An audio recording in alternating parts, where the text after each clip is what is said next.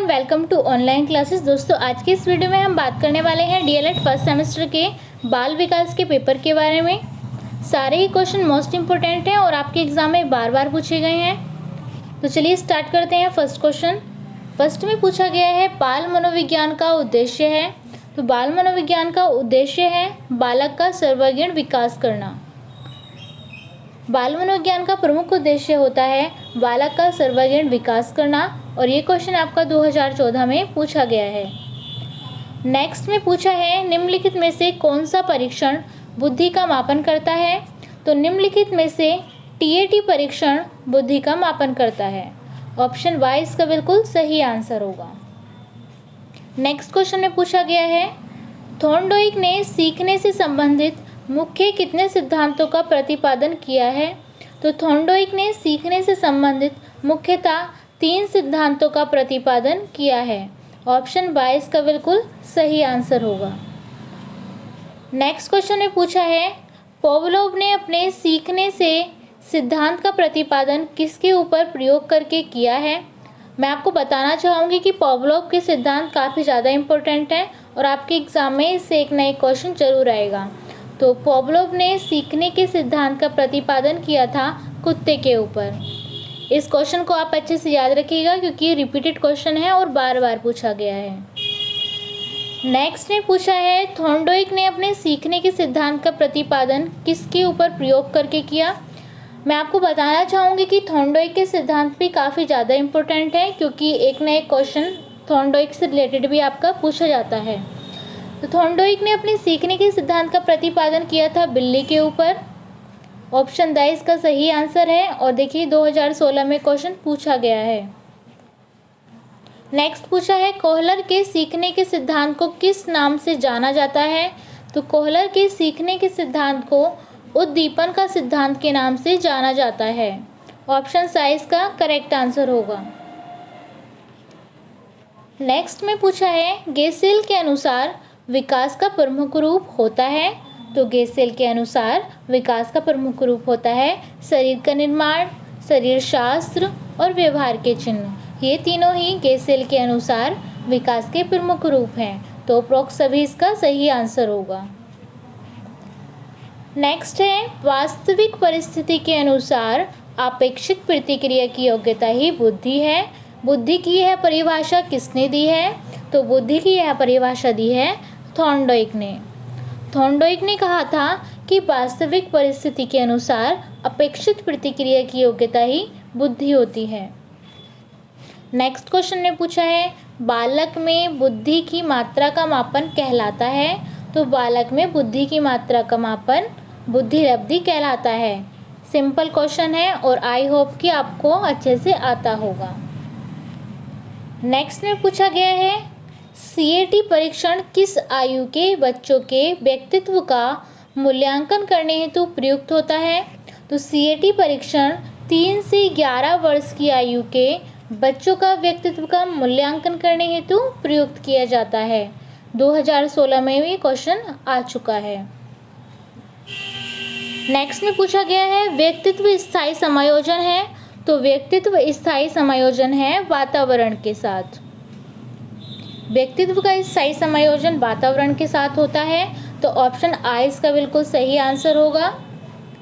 Next question में पूछा गया है, प्रक्षेपण वह मनोरचना है जिसके द्वारा मनुष्य अपनी कठिनाइयों का दोषारोपण दूसरों पर करता है। यह कथन किसका है। तो ये कथन का है कोलमैन का। कोलमैन ने ही कहा था कि प्रक्षेपण वह मनोरचना है जिसके द्वारा मनुष्य अपनी कठिनाइयों का दोषारोपण दूसरों पर करता है। यानी कि जो वो अपनी गलतियां या फिर जो भी उस पर कठिनाइयाँ आती हैं तो वो उसका दोष किसे देता है, किसी दूसरे को देता है। गलती तो उसके द्वारा हुई है लेकिन वो उसका दोषारोपण किसी दूसरे व्यक्ति पर कर देता है। ये किसने कहा था, कोलमैन ने कहा था। आप इसे ट्रिक से भी याद रख सकते हैं। कोलमैन यानी कि एक आदमी है जो अपनी कठिनाइयों का दोषारोपण दूसरे पर कर देता है। कोलमैन, देखिए मैन यहाँ पर सही, मैन से आप याद रख सकते हैं। नेक्स्ट में पूछा गया है, व्यक्ति का संपूर्ण व्यवहार प्रतिमान जो उसकी समस्त विशेषताओं के योग का व्यक्त करता है, क्या कहलाता है? तो व्यक्ति का संपूर्ण व्यवहार प्रतिमान जो समस्त विशेषताओं के योग को व्यक्त करता है, ये कहलाता है व्यक्तित्व। ऑप्शन आ इसका बिल्कुल सही आंसर होगा। नेक्स्ट में पूछा है निम्नलिखित में से कौन सा परीक्षण व्यक्तित्व का मापन करता है? तो निम्नलिखित में से जो टीएटी परीक्षण होता है वो व्यक्तित्व का मापन करता है। टीएटी से रिलेटेड जितने भी क्वेश्चन बन रहे हैं उन्हें आप अच्छे से करके याद करके जाइएगा, क्योंकि इससे भी एक क्वेश्चन आपका पूछा जाएगा। नेक्स्ट में पूछा है टीएटी व्यक्तित्व परीक्षण का निर्माण किसने किया था? तो देखिए टीएटी व्यक्तित्व परीक्षण का निर्माण किया था मरे एवं मॉर्गन ने। मरे एवं मॉर्गन का नाम आप अच्छे से याद रखिएगा, ताकि आपको एग्जाम में जब क्वेश्चन आए तो आप इस क्वेश्चन को अच्छे से करके आ सकें। टीएटी व्यक्तित्व परीक्षण का निर्माण किया था मरे एवं मॉर्गन ने। नेक्स्ट में पूछा गया है व्यक्तित्व की मनोस्थिति जिसके द्वारा वह विभिन्न परिस्थितियों में सामाजिक और व्यक्तिगत समायोजन करने में समर्थ होता है, कहलाती है। तो व्यक्तित्व की वह मनोस्थिति जिसके द्वारा वह विभिन्न परिस्थितियों में सामाजिक और व्यक्तिगत समायोजन करने में समर्थ होती है, ये कहलाती है मानसिक स्वास्थ्य। मानसिक स्वास्थ्य इसका बिल्कुल सही आंसर होगा।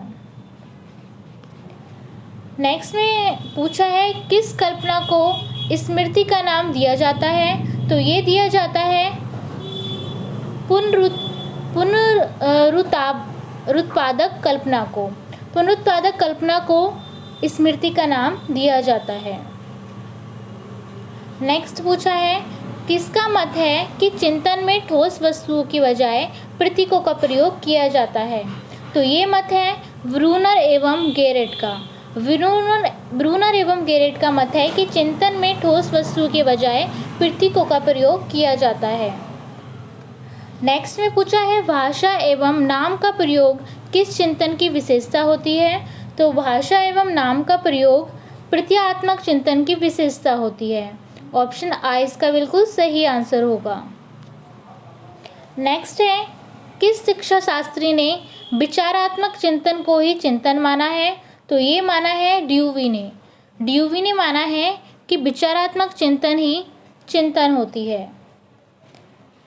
नेक्स्ट है मन में किसी उद्देश्य एवं लक्ष्य को रखकर क्रमानुसार चिंतन करना तर्क है। तर्क की यह परिभाषा किसने दी है? तो यह परिभाषा दी है गेरेट ने। ऑप्शन आ इसका बिल्कुल सही आंसर होगा। नेक्स्ट है तर्क की प्रमुख विशेषता मानी जाती है।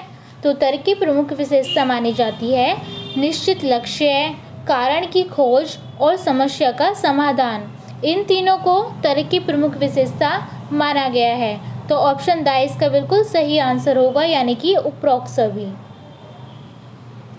नेक्स्ट है किसी तर्क के अंतर्गत सर्वप्रथम अनेक उदाहरणों का प्रस्तुतिकरण किया जाता है, जिसके आधार पर छात्र एक निश्चित निष्कर्ष पर पहुंचने का प्रयास करता है। तो ये होता है निगमनात्मक तर्क का। इसके आधार पर छात्र निश्चित निष्कर्ष पर पहुंचने का प्रयास करता है। नेक्स्ट में पूछा है तर्क का प्रमुख तरीका है। तो तर्क का प्रमुख तरीका है दृढ़ निश्चय, स्वाभाविकता, सूझ शक्ति। ये तीनों ही तर्क के प्रमुख तरीके होते हैं।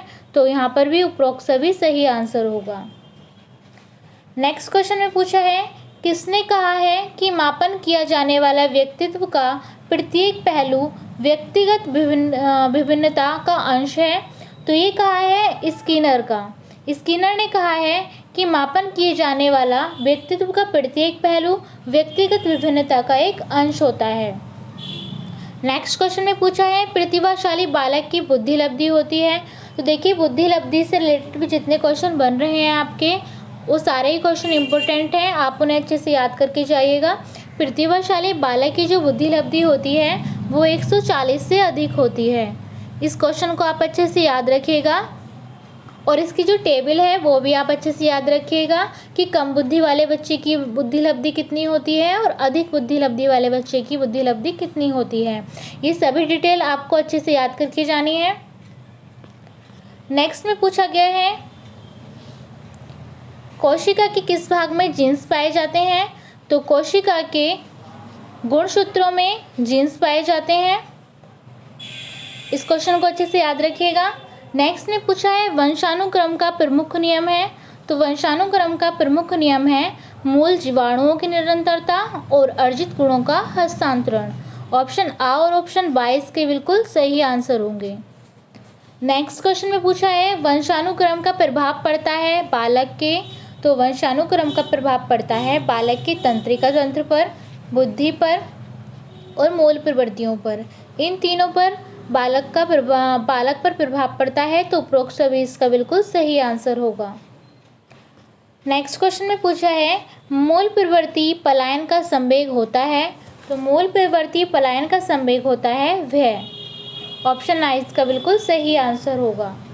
नेक्स्ट क्वेश्चन में पूछा गया है किसी मत के गुणवान एवं प्रतिष्ठित माता पिता की संतान की प्रतिष्ठा प्राप्त करती है। ये किसने कहा है? तो ये कहा है बिनसिप ने। बिनसिप ने कहा है कि गुणवान एवं प्रतिष्ठित माता पिता की संतान की प्रतिष्ठा प्राप्त करती है। तो ऑप्शन 22 का सही आंसर होगा बिनसिप। नेक्स्ट में पूछा गया है वंशानुक्रम एवं वातावरण का मानव विकास पर प्रभाव और सापेक्षिक संबंध का ज्ञान शिक्षक के लिए विशेष महत्व रखता है। यह कथन किसका है? तो ये कथन है सोरेनसन का। सोरेनसन ने कहा है कि वंशानुक्रम एवं वातावरण का मानव विकास पर प्रभाव और सापेक्षिक संबंध का ज्ञान शिक्षक के लिए विशेष महत्व रखता है। नेक्स्ट में पूछा है वंशानुक्रम के प्रभाव के लिए उत्तरदायी ठहराया जाता है। तो वंशानुक्रम के प्रभाव के लिए माता पिता को और सगे संबंधियों को दोनों को ही उत्तरदायी ठहराया जाता है। तो ऑप्शन आ और ऑप्शन वाई दोनों ही इसके सही आंसर होंगे। नेक्स्ट में पूछा है मैकडूगल ने वंशानुक्रम संबंधी प्रयोग किस प्राणी पर किए थे? तो मैकडूगल ने वंशानुक्रम संबंधी प्रयोग किए थे चूहे पर। इस क्वेश्चन को भी आप अच्छे से याद रखिएगा। नेक्स्ट में पूछा गया है वातावरण में वह सभी बाह्य तत्व आ जाते हैं जिन्होंने व्यक्ति को अपना जीवन प्रारंभ करने में समय से प्रभावित किया है। यह विचार किसने दिया है? तो ये विचार दिया है वुडवर्थ ने और मॉर्किस ने। इन दोनों ने ही यह विचार दिया है। तो ऑप्शन आ और ऑप्शन वाई इसके बिल्कुल सही आंसर होंगे। नेक्स्ट में पूछा है मानसिक विकास पर वातावरण के प्रभाव के संदर्भ में प्रयोग किए हैं। तो मानसिक विकास पर वातावरण के प्रभाव के संदर्भ में कैडोल, गॉर्डन और फ्रीमेन इन तीनों ने ही प्रयोग किए हैं। तो अप्रोक्स सभी इसका बिल्कुल सही आंसर होगा।